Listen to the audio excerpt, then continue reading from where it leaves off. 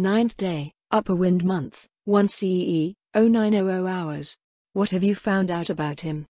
Deep in the Queen's apartments in the royal palace of the Draconic Kingdom, Draudillan Auriculus held her arms out while a lady-in-waiting toweled off her body. The gentle scent of her favorite fragrance rose from the bath nearby. He's turned down all offers of food and drink, Your Majesty, Ina, the lady-in-waiting replied. Accommodations as well. He says that his duty is to attend to you and ensure that you remain safe, and he has a magic item that forgoes the need for sustenance and rest. The answer pleased and displeased her at the same time. That Sebastian meant to remain with her at all times was wonderful, but, at the same time, she wanted to know more about him. What were his favorite foods? Did he drink? What about his interests and hobbies? And his preferences in women? What do you think we should wear? Draudillan asked. Several of us took turns speaking with him. A tinge of pink touched Tina's cheeks, but there were no differences in his interactions between any of us. We can't figure out any of his preferences. It appeared that she had a difficult battle ahead of her. She didn't even know whether she should appear as her original self or something more substantial, in a womanly sense. To be safe, she assumed her original appearance.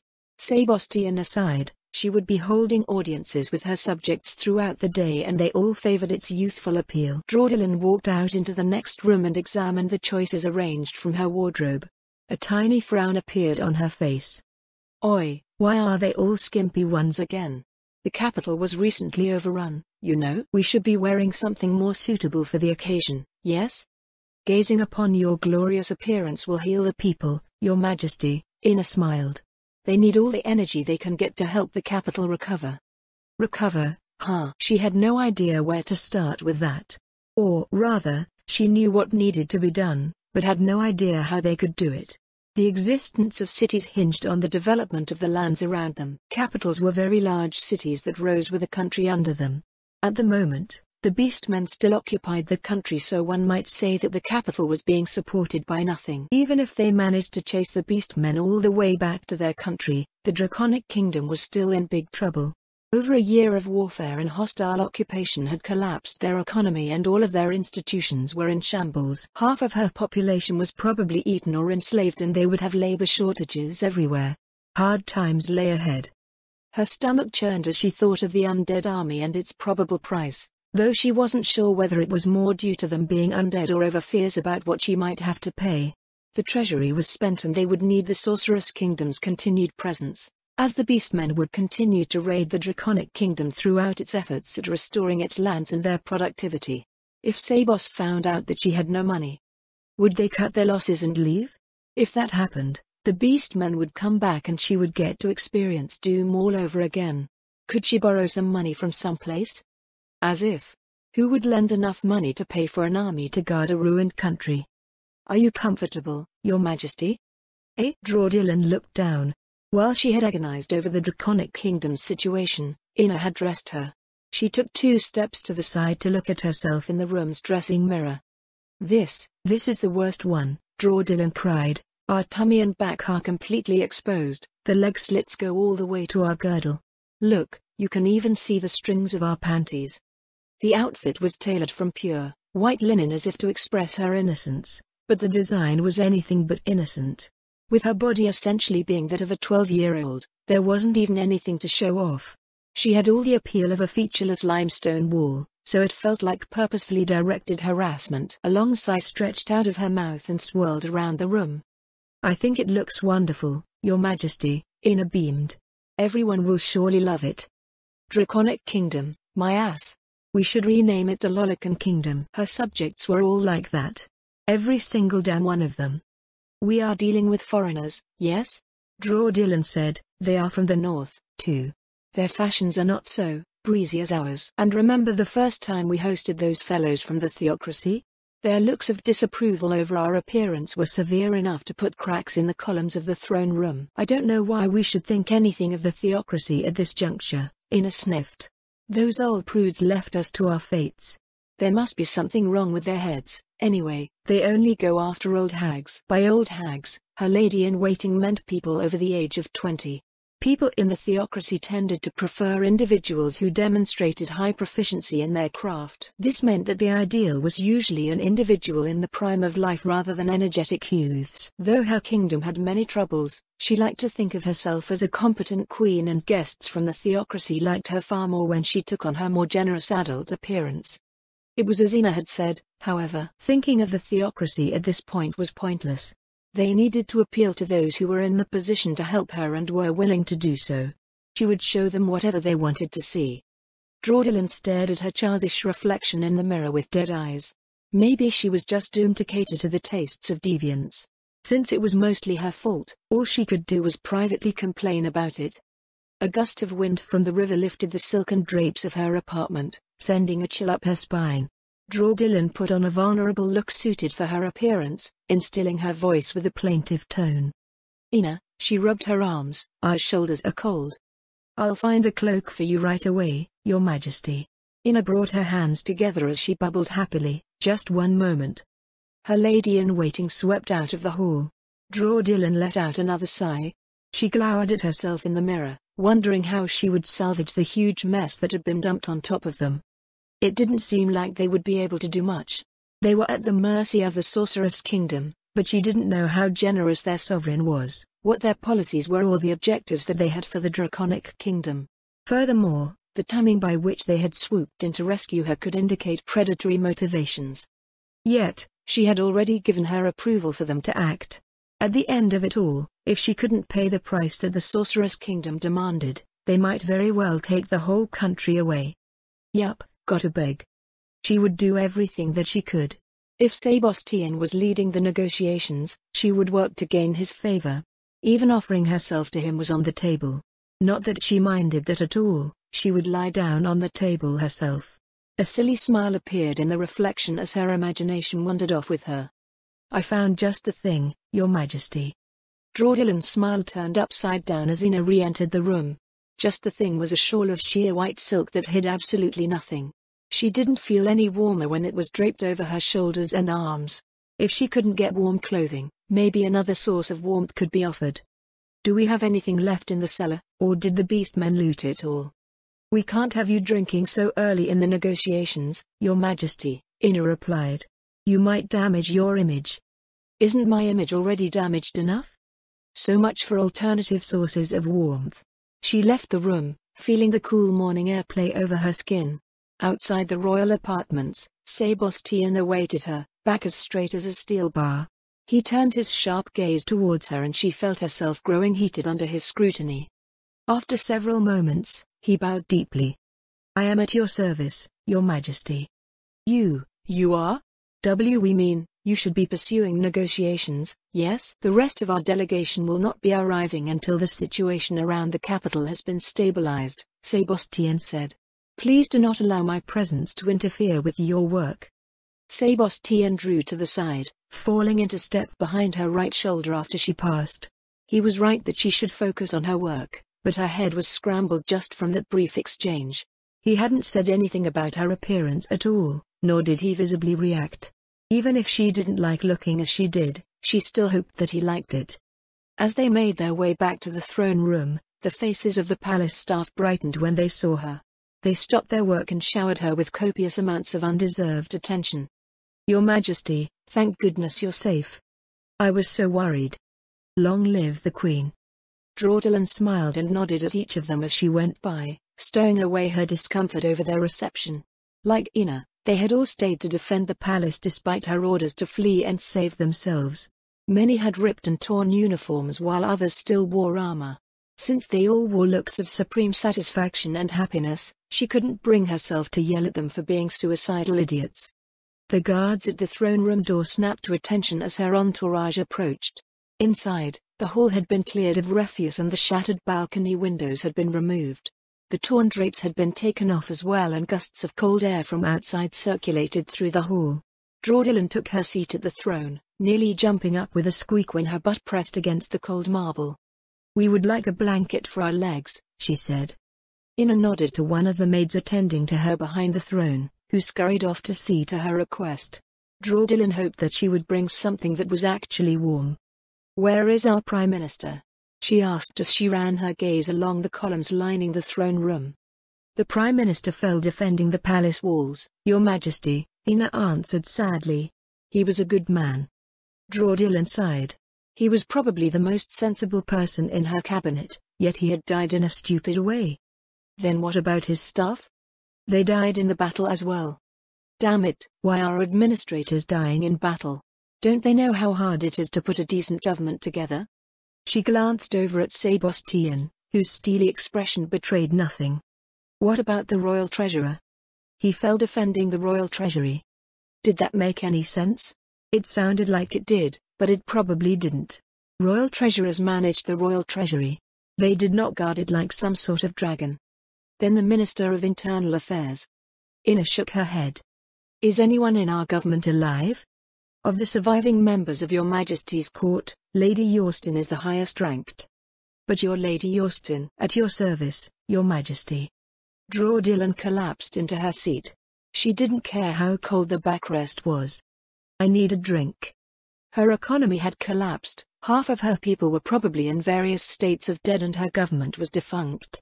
On the bright side, since they were a kingdom, even her maids could function as bureaucrats as they were all nobles. What have you prepared for me then, Lady Yorston? In response, Ina gestured to a set of figures lined up along the central carpet. Captain Scarvo came forward, as did her 3 other ladies-in-waiting with binders under their arms.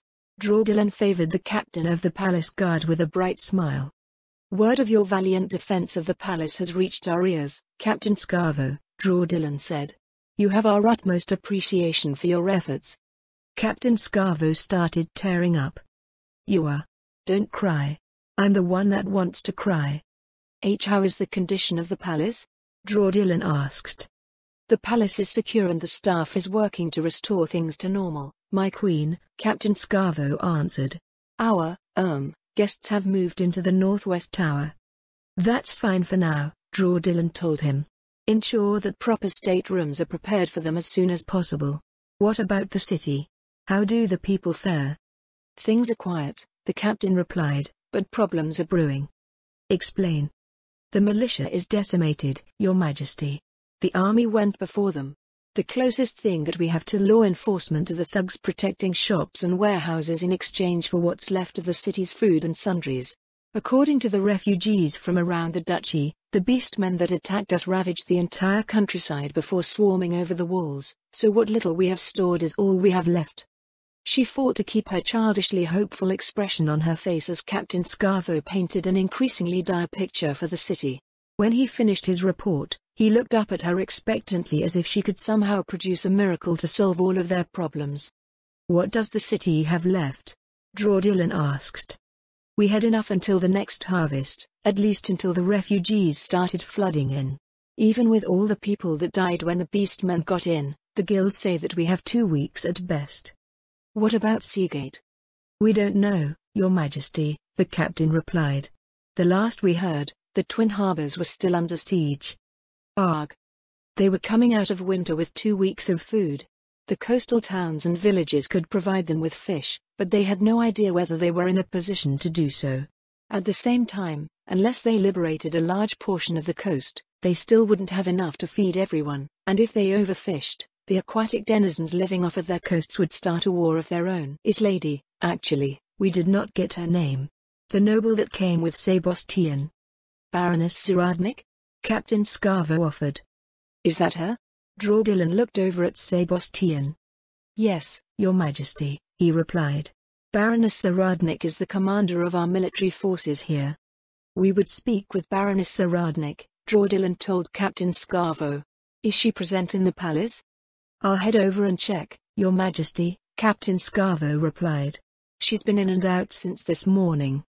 The captain left. Draudillan closed her eyes, letting out a breath.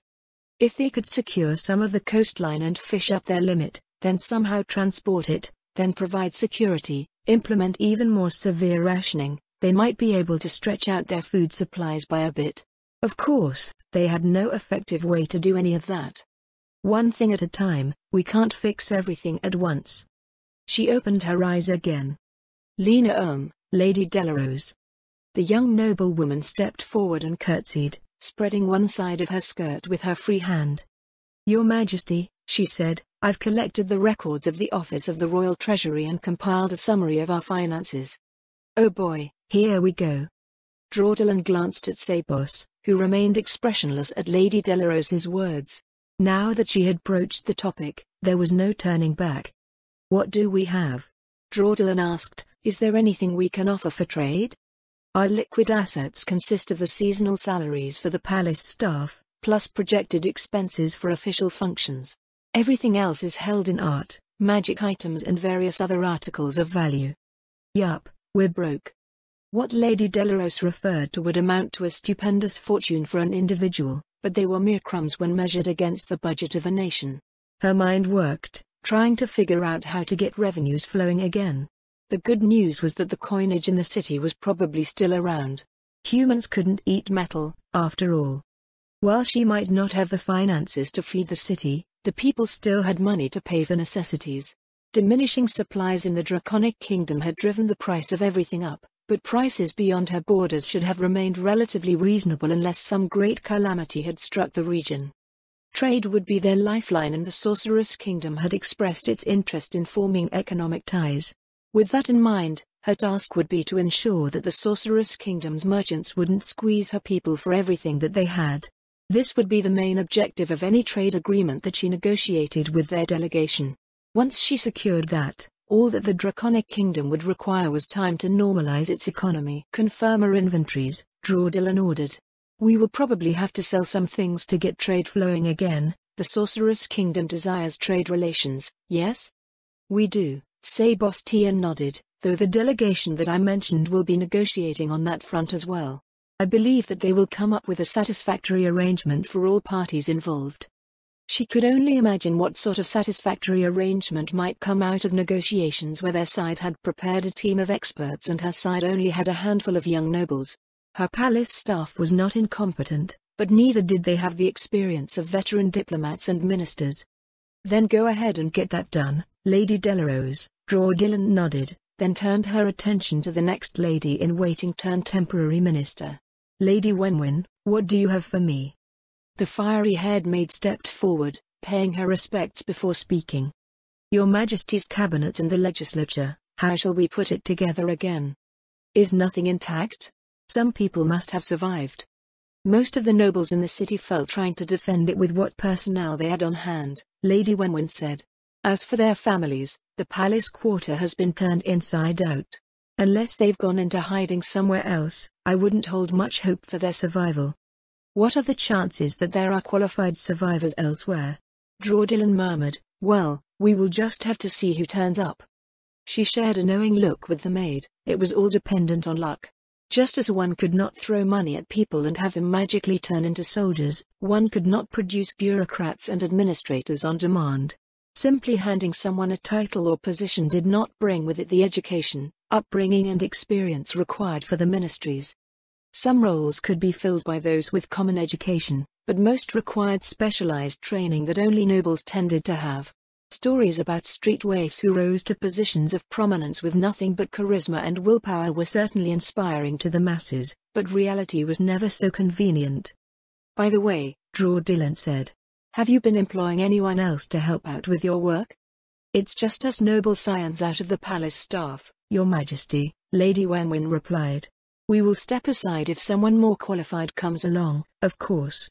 "You're worrying about the wrong thing," Draudillan waved a hand dismissively. "We were wondering if you thought of a source of potential bureaucrats that we hadn't considered. Losing all of our ministers and their staff is a pain, but lamenting their loss doesn't fix anything. Get your heads together and draw up a way to screen for any useful people out there. We also need to keep track of all the loose titles floating around. Use the precedents set by the attack from 5 years ago." She was referring to a particularly bad raid that decimated the populations of multiple provincial borders, culminating in the occupation of one of the Draconic Kingdom's cities in the east. Along with the population, nearly all of the noble houses had been wiped out and a huge administrative mess ensued. On top of that, a not insignificant number of individuals claimed to be related to the deceased in an attempt to pocket a position of authority or at least filch some wealth. No matter how much their communities suffered, some people were utterly shameless.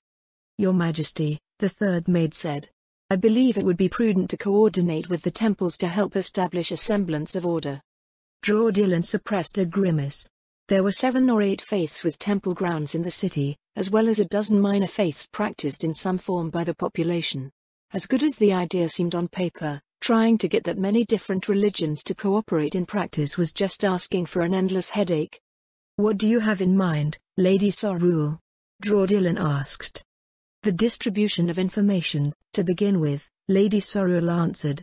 We will have notices on the public boards and criers to inform the illiterate, but having as many places as possible ensuring that people know what is going on will help our recovery efforts and give the subjects a sense of unified purpose. We see, Draudillan nodded. That appears reasonable on the surface, but is it truly safe to do so?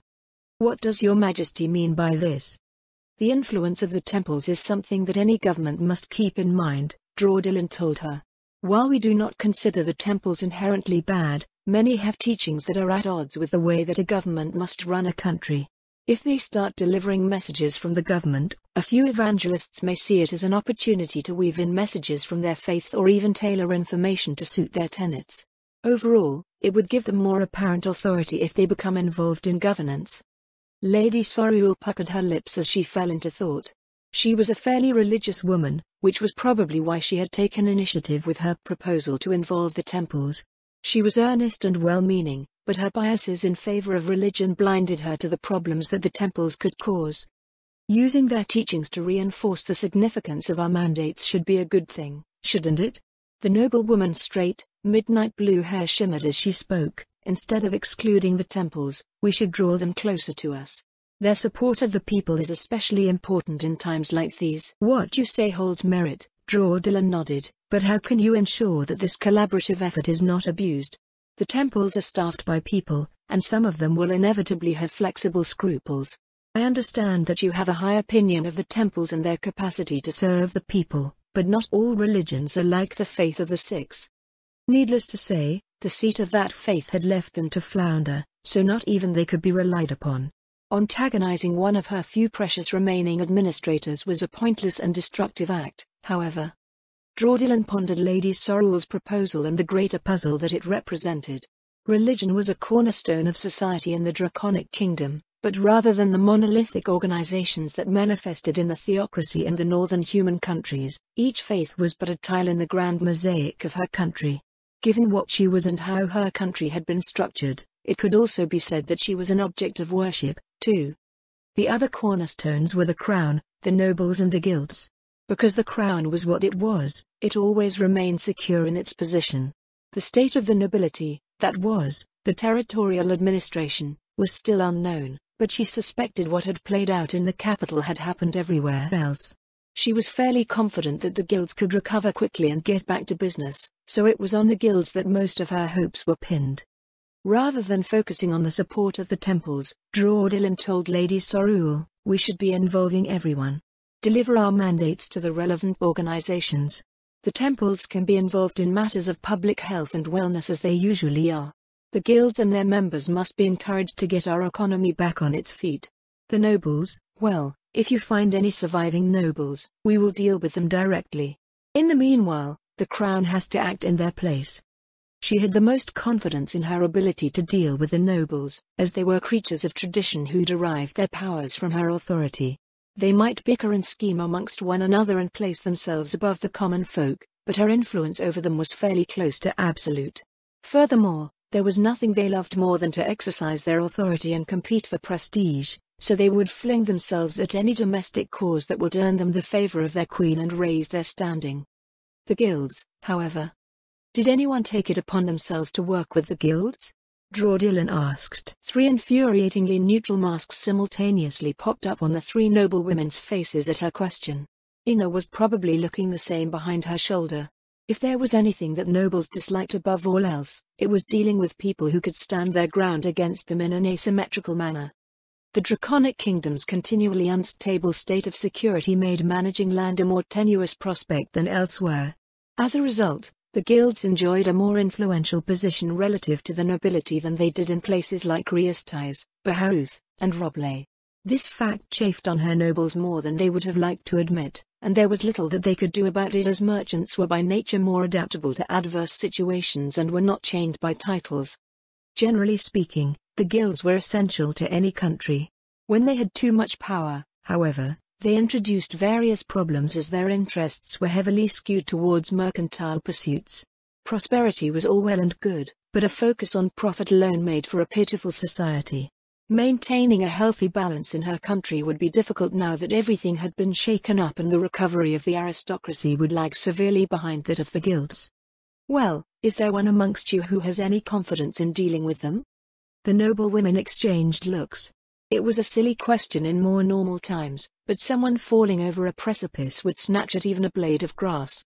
Nobles in the capital were divided into three types. First were the high nobles who positioned themselves close to the centers of power. Second were individuals of proven capability who served in the crown beyond their regular duties. This not only included those who worked in the ministries, but the people who served in her palace staff. They were not just pretty or handsome faces, they were highly educated and talented individuals who were in the early stages of promising careers. The final category consisted of local nobles who managed lands near the city. They were mostly normal, which meant that they were competent enough to run their territories and not much else. Drawdillon drummed her fingers against her armrest as she examined her group of makeshift ministers. Then another detail caught her attention. Why is it all women here, by the way? Don't tell us that all of the men died defending the palace. The ones who survived went out into the city to help organize security, Your Majesty, Ina said. I can't speak for the quality of the recruits, but it's better than nothing. On that note, we need a way to pay all of the people that they gather. Gold is not worth much to the people right now, and we need it for trade anyway, so how about the palace food stores? The noble women crinkled their noses in unison. What she was proposing was characteristic of how crooked authority figures leveraged their assets.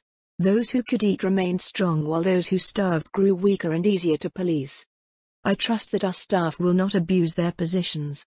Of course not, Your Majesty, Ina said hurriedly, the thought never crossed our minds. We'll be extra sure to ensure that everyone understands this.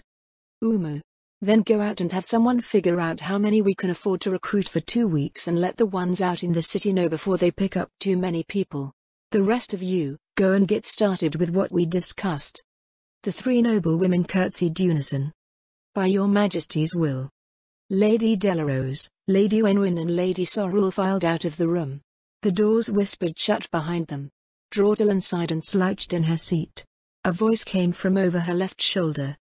Would Your Majesty perhaps like some refreshment? She straightened again. How could she forget that Sebastian was there? To her right, a frown appeared on Ina's face. A sly smile crept onto Drawdillon's lips. If Sebastian was a butler, then... Drawdillon nodded. Our throat is parched.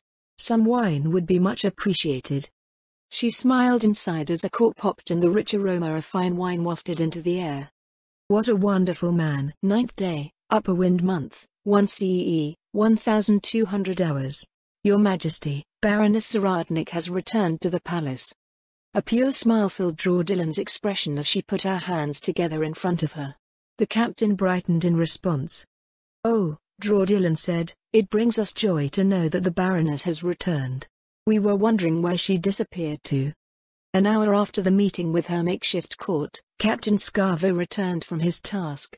Drawdillon looked past his shoulder, trying to catch a glimpse of the tall woman through the hole in the door. She went to examine the farmlands around the city, the guard captain said. The Baroness doesn't talk much, but she can sure get things done. I've never seen a noble like her before. Yes, that's because martial nobles die before anyone else. The Draconic Kingdom had them at one point. They were the foundation of any kingdom's military and went on to become the backbone of its armed forces. Races that naturally formed tribal societies, including humans, followed patterns of societal development which could be considered analogous to one another. One of these patterns was the rise of a martial elite that secured territory and helped to enforce order. When tribes grew to the point that they formed countries, those martial elites became martial aristocrats. A broad warrior caste forming out of the foundations that those martial aristocrats laid was an indicator that a country was on the road to greater success. If a country failed to do so, it was a strong sign of stagnation. The Empire was an example of the former, while Riestais was an example of the latter. Given that a martial noble served as a commander of the Sorceress Kingdom's forces, the Sorcerer King was likely well aware of how things worked and knew exactly what he was doing. There were exceptions to this pattern of development, of course, but their success was predicated on one thing: unnatural strength that arbitrarily allowed civilizations to exist. While it was not the only one, the slain theocracy with its sacred relics and divine blood was the premier example of such a state in the region. Trying to raise a country in the same way without the same power inevitably resulted in being outcompeted, also known as being driven away, eaten, enslaved or otherwise integrated into other societies. The Draconic Kingdom occupied a strange sort of middle ground between the two paths of development.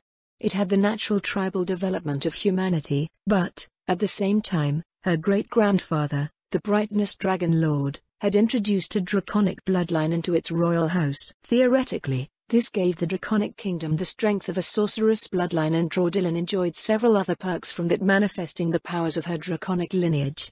The people had naturally developed along the tribal route, so one could say that it was a regular human country supported by the strength of a draconic bloodline. Their geography was also highly favorable for humans and gave them access to an enviable amount of natural wealth. With proper guidance, it all combined to give the Draconic Kingdom a good chance of being highly successful. Unfortunately for the Draconic Kingdom, their beastman neighbors were counted as one of the powerful countries in the world. As time passed, it grew, and so did the appetite of its population. In the end, the advantages that beastmen tended to enjoy over humans proved to be too great to overcome with wise rule and prudent development. A good martial noble and their retinue might prevail over 1,000 beastmen, but then 10,000 more would come. It didn't help that strong people attracted the beastmen like ants to sugar, since they saw them as worthy adversaries to test their mettle against and earn them honor and renown. Once their martial elite was ground to dust, the Draconic Kingdom could only cling to the rapidly deteriorating remains of its martial tradition and throw money into training soldiers. Sometimes, a noble found the heart to take up arms and serve as a captain or commander, but that heart was featured in the cuisine of their beastman foes not long after. A strong military was ultimately an unsustainable effort in their situation. Any semblance of a proper army that they built up was summarily torn down by the beastmen, and things just continued to deteriorate from there. Now, they relied on adventurers and foreign aid for survival. She wondered if sending Baroness Zaradnik was a calculated move on the Sorceress Kingdom's part. Humanity rallied around the strong. Martial nobles were not only individually strong, but also strong leaders. If she knew what she was doing, flagging morale would transform into unflagging fervor wherever she influenced the battlefield. Unfortunately, that would only last as long as she was around, so they had to act to stabilize things before then. "Bring her before us," Draudillan told the captain. The Baroness entered, adorned in an equestrian outfit with tall boots, thigh-high stockings and a skirt that hung slightly above where her stockings ended.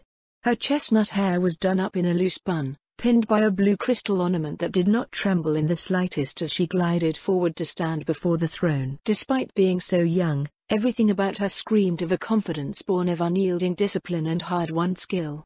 She carried herself with an air that would terrify people in times of peace, but it was exactly what was needed in times of war. A mountain that stood defiant against any and all adversity, an unfailing blade that mercilessly cut down the enemies of the land. It had been so long since Draudillan had seen a martial noble that she nearly forgot what they were like. "We thank you for your hard work, Baroness Zaradnik," Draudillan nodded. "Your Majesty," the Baroness lowered herself into a curtsy. "How may I be of service?" "We have reviewed the situation in the capital," Draudillan said. "It is a wish that Seagate be liberated to alleviate the stress on our food stocks." The Baroness raised her head. "Very well, Your Majesty." "Eh? There should have been more than that." When she issued a royal decree, people would fall over themselves in an effort to express their sincerity or firmly entrench an impression in her mind. It was never a noble's equivalent of okay. "How long will this take?" Draudillan asked. "Seagate will be yours by the morning." "Just to be sure, you understand that Seagate is 2 towns, yes? One on each side of the estuary." "I do, Your Majesty." Her no-nonsense tone certainly inspired confidence, but what about the defense of the capital? Baroness Zaradnik fell silent for a moment. She didn't forget about that, did she? If your Majesty so desires, the Baroness said, a strategic overview of our operations can be provided in the war room. We have a war room? We would like this, Drawdillon nodded. The capital region has been isolated for so long and information is scarce. She rose from her throne, shivering as she shed the blanket from her legs. Ina and Sebastian fell into step behind her. The Baroness led them out of the throne room and through the palace to its northwestern tower. Drawdillon's steps slowed when she noticed the tall undead sentry at the door. Baroness Zaradnik went by it without missing a step. What is that woman made out of? Drawdillon stared at the undead sentry for several moments. Then, a stroke of womanly genius fell upon her. She turned around with a distraught look. Her distraught look turned genuine when she saw what was going on behind her. The quivering Ina was already clinging to Sebastian's arm. Damn it, Ina. Is something the matter, Your Majesty? Sebastian asked. Nothing. She spun on her heel and stormed through the doorway, ignoring the neatly ordered ranks of undead beastmen on the first floor and heading up to the war room. More advanced strategies were required if she wanted to get ahead of a palace filled with ambitious young noblewomen. Drawdillon caught up with Baroness Zaradnik on the second floor, where she was greeted with an unexpected sight. The tower floor had been cleared and refurnished. A large wooden table of sturdy craftsmanship occupied the center while shelves had been placed along the walls. Smaller tables with chairs went with the shelves and the entire space was softly lit. To her alarm, 4 elder liches stood around the table. To her further alarm, 2 women and 2 children stood around the table between them. Adding to her rapidly mounting alarm was the fact that one of the women was cradling a baby in her arms. Even further adding to her catastrophically mounting alarm was another baby cradled in the arms of one of the elder liches. Welcome to our war room, Your Majesty, Baroness Zaradnik said. Please don't be alarmed by my general staff here. Drawdillon's gaze went from the Baroness to the elder liches, then to the woman with the baby and the 2 children. They bowed respectfully from their places at the table. Your general staff, all of them? The commander on night duties is resting upstairs, but the rest of them are here, yes. The elder liches are from the Sorceress Kingdom's Southeast Army Group. Wiluvian Linum here is one of my maids. She had a maid commander? There existed maids who were trained to be bodyguards and others who were raised as casters, but she had never heard of a maid that was a commander. What about the children here? Drawdillon asked. Olga and Raoul are apprentices, the Baroness answered. And the babies? I don't think they've settled on their vocation yet, Your Majesty. I see. The sheer terror that should have filled Drawdillon's mind was squeezed out of her head by the sheer ludicrousness presented at the table. If the beastmen knew that they had lost a decisive battle against 2 children, a nursing mother and 2 babies who hadn't decided on their vocation yet, they would slash their own throats open out of mortification. She stepped up to the open side of the table across from Baroness Zaradnik. Spread before her was one of the recently made maps of the Draconic Kingdom. Captain Scarver was kind enough to provide us with a map from your palace archives, the Baroness said. I hope you don't mind our using it, Your Majesty. Normally, one would be infuriated if important maps fell into the hands of a foreign power, or even a neighboring landlord, but anger was pointless in this case. What are all these markers on the map? The blue markers represent known beastman positions, Your Majesty, Baroness Zaradnik replied. We are updating their movements as reconnaissance reports come in. The other markers are for our infantry, cavalry and irregular forces. Drawdillon knew that her country's situation was bad, but having a map with presumably accurate information made things look utterly dire. She scanned the area around the capital. There are no beastmen near here? It appears that the ones attacking the capital came from all over the duchy, Your Majesty. We see, Drawdillon nodded. That's good news then. What about our subjects? As far as we've seen, the Baroness replied, the people are gone. Gone? Baroness Zaradnik quietly stared at her for a moment before speaking again. Your Majesty, forgive my asking, but do you understand the nature of the current invasion? They're conquering the Draconic Kingdom to turn the land into a livestock pen, no? That's why we were surprised when you said our people were gone. If they want to farm humans, then they cannot eat all of the people. The Baroness nodded. She then indicated a line marked across the Draconic Kingdom. Starting from the Oraculon estuary, it followed the river inland until its first major northern tributary. From there, it followed the tributary to the northern border. We've just started scouting out the areas adjacent to this line, but there is a trend here that we believe is notable. The Beastman occupation on the lands in the east has perhaps 1/4 of the invaders that they have in the west. Well, those lands to the east have been occupied for longer. The cities there have been under their control for over a year. This side of the line is where our people are still resisting, yes? That may be the case, but the fact that the Draconic Kingdom is regularly subjected to attacks by its Beastman neighbors is common knowledge in the north. Details beyond that, however, are not known. If I may ask, could your Majesty summarize what you know of these offensives? Rantel does not border any official Beastman states. Draudilin collected her thoughts as her eyes traced the border of the Beastman territories. A military officer would be better suited to explain, but she had lost what few she had left when the capital was overrun. I cannot describe their tactics, she said, but there are two broad categories of attacks. The most common are what one would call raids. The Beastmen come over the border in small parties, kill any defenders that get in the way and then drag off their meals. How are those raids usually dealt with?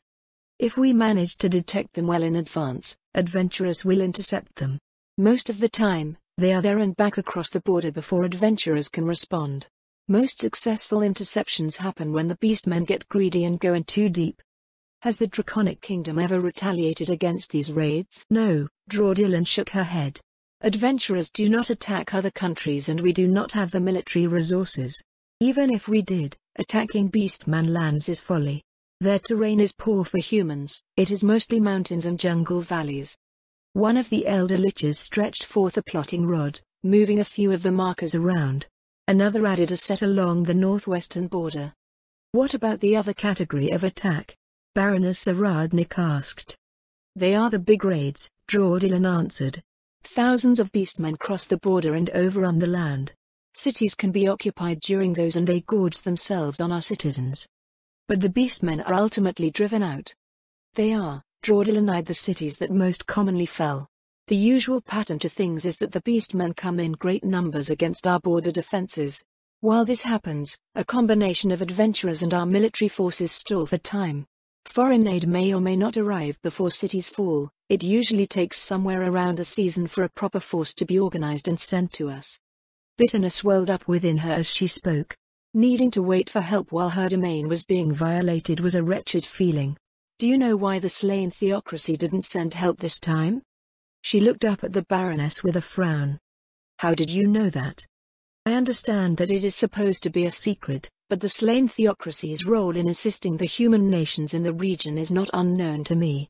They are the only nation that can afford to offer this sort of aid on a regular basis, anyway. Until now, Draudilin muttered. Until now, Baroness Saradnik smirked. Draudilin held up her hands helplessly. We do not know why they haven't come, she said. They do not even respond to our calls for help. Then these adventurers that have been working for the Draconic Kingdom, do you know of any whom I can speak with? Filaments of anger rose within her. We managed to retain them for a while with promises of payment, she said, but most of them left when Crystal Tier fell and they saw that we could no longer effectively collect taxes. Adventurers will not fight if they are not paid too, after all. If any of them are still around, they would be out in the north somewhere where nobles can still commission them. Why do you ask? I wanted to ask if the beastmen that raid the Draconic Kingdom are the same ones that are invading, Your Majesty, the Baroness said. I observed some curious things while we were removing them from your capital. Oh? What were they? A glass of wine appeared on the table at her wrist. She looked over her shoulder to offer a smile of appreciation to Sebastian. The beastmen here do not appear to be warriors, the noble from the Sorceress Kingdom said. We questioned a few dozen and they were all from various civilian vocations, mostly related to agriculture. That may be the case, Draudilin said defensively, but if the average adult human is difficulty rating 3, the average adult beastman is difficulty rating 30, you know. They do not need to be warriors to tear apart our soldiers. Forgive me, Your Majesty, Baroness Saradnik lowered her head. I did not mean to disparage your subjects. All that I meant to say is that our observations of this invasion indicate that we are dealing with something akin to a large-scale tribal migration. Before arriving, I assumed that we would be fighting a professional beastman military. Which brings me to another of my questions. Do the Beastmen have a professional military present in the Draconic Kingdom? Fighting a chaotic and disjointed opponent is far different from fighting an organized force. Dylan thought back to the tales that the adventurers regaled her with whenever they successfully returned from a request. It was difficult for her to sort out truth from boast, but they do, she said, but I do not know if they are in the Draconic Kingdom. Their warriors are each powerful enough to merit mithril rank commissions on their own, often higher. Our only saving grace is that they do not appear frequently. Then we'll have to keep an eye out for them. The Baroness rubbed her chin. A Beastman hero or a party of them may be annoying to deal with. Annoying? More like a nightmare. If a party of Beastman heroes cared enough to attack the Draconic Kingdom, the country would have perished long ago. They probably existed in other parts of the world, but not in the Beastman country nearby. About the big raids that you mentioned, Baroness Saradnik said. Were they all of this magnitude? No, Dylan snorted. This one is unprecedented, many times larger than any that have come before. Her eyes ran over the myriad of markers on the map before her and sighed. Some of my ministers advised me to harbor the people of the duchy in the capital, Dylan sighed. But we couldn't possibly feed them all. I thought that they would at least stand a chance of survival with the Beastmen. Humans are just livestock to them, you know? Chattel.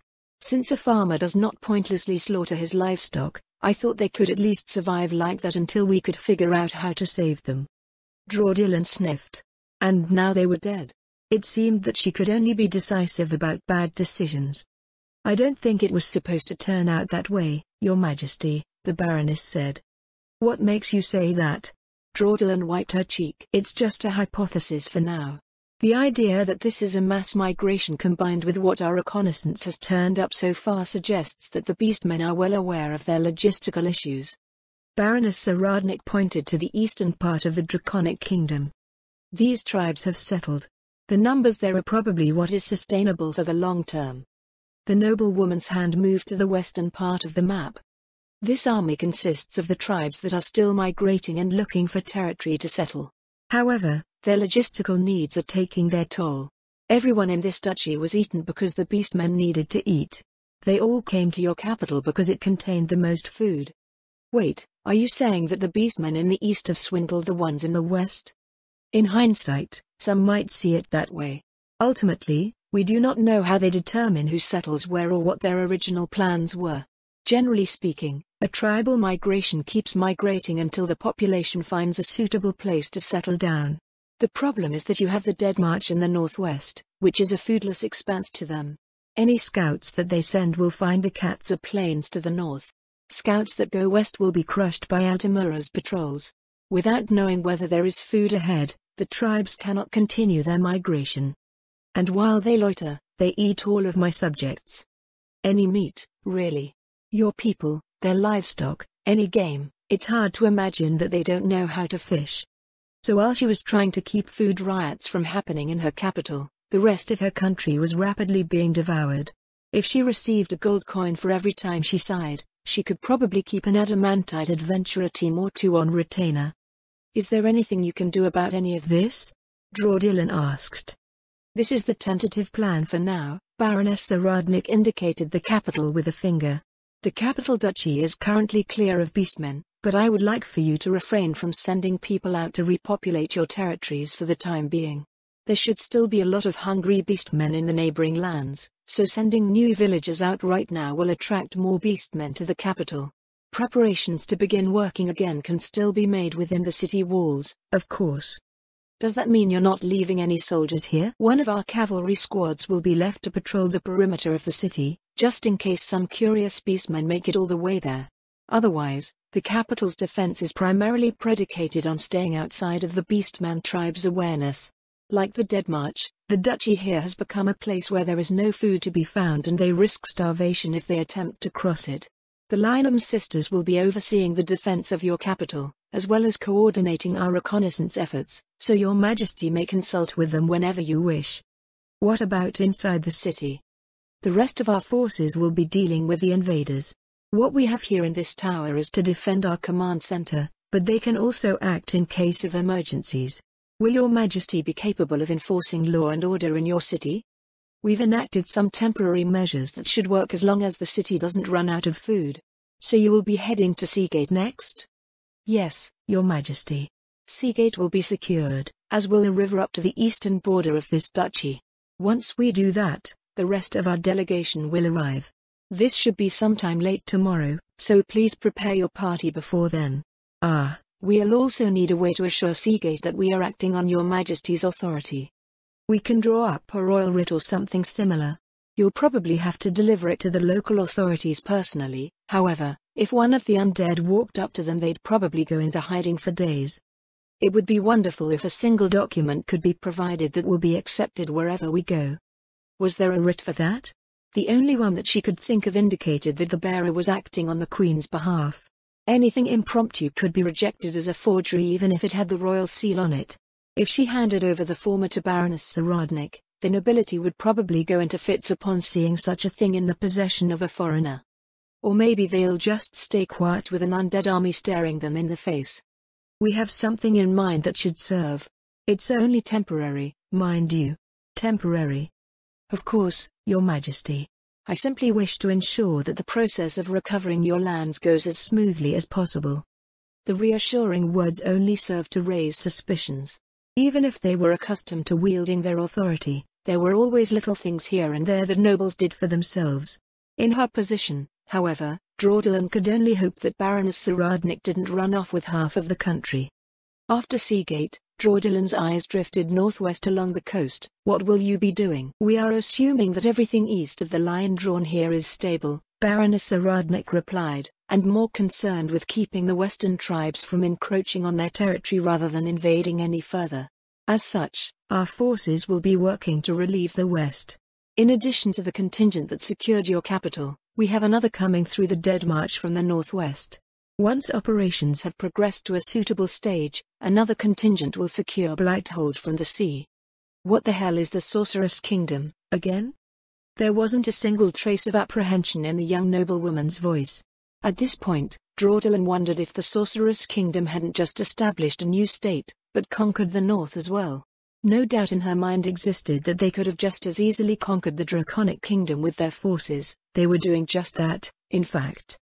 How long do you think this will take? Draudelin asked. It depends on how the beastmen react to our presence, the Baroness answered. We're walking a fine line between minimizing losses for your people and containing the beastmen so they don't scatter and cause continued losses elsewhere. The current plan is to decimate the bulk of the beastman forces in the northwest within 2 weeks. Following the initial offensive will be a second, more thorough sweep to ensure that local operations may resume. After that, we will address the occupation in the east. Relief flooded over Draudelin's worry-worn mind. 2 weeks. Never mind her capital running out of food, she would have half of her kingdom back. Where she could only see darkness before, she dared to imagine that there was light. She looked across the table at Baroness Saradnik, who appeared to be waiting for any questions that she might have. Was she someone who had appeared with the Sorceress Kingdom? Or was she a former noble of Riestais who had gone with the Duchy of Erantel? Unlike Baharuth, Riestais was not known for its martial nobles. We are curious, Baroness Saradnik. You are making many considerations that we have not seen from others. Those who come to fight the beastmen do not usually care about whether they are civilians or warriors. Nor do they care about their motivations or behavior in general. They also do not consider the big picture as you do, they only care to collect their pay or see the beastmen driven out. Understanding the nature, motivations and influences that affect each and all sides of a conflict is foundational to formulating effective strategies, the Baroness replied. This not only applies to warfare, but also to a nation and its people. While it is possible to conquer and govern with raw strength alone, doing so does not enrich the world around us. Draudelin nodded in agreement. You will forgive us for saying so, but this wisdom is beyond one of your years. Do you have some great sage as your mentor? I am blessed to have many mentors, the Baroness smiled slightly. In this case, it was a goblin who helped put words to something that I intuitively understood. Draudelin furrowed her brow. A goblin? A goblin general, the Baroness replied. One of the best commanders in the Sorceress Kingdom. I feel that I am but a novice by comparison. What was it he said again? If you know the enemy and know yourself, you need not fear the result of 100 battles. It felt like an empty saying to her. Knowing humans and knowing beastmen only assured one that the result would more often than not be terrible for the humans. The world was not a place where people were born equal, and what one was born as more often than not dictated their fate. While the two statements could be said to be the same, the Baroness version left little room for foolish idealism. "We believe it is good that you have such a broad-minded outlook," Dylan said. "But I hope this outlook does not result in indecision when it comes to the beastmen invading the Draconic Kingdom." "Of course not, Your Majesty." The tips of Baroness Saradnik's fingers settled on the table. "Raids might leave room for two sides to develop a mutual understanding over time, but a migration is a migration. These beastman tribes have freely chosen to risk their lives in a venture to lay claim to the Draconic Kingdom, decimating its population and subjecting the survivors to chattel slavery. As Queen, it is your right to declare the lives of these invaders forfeit.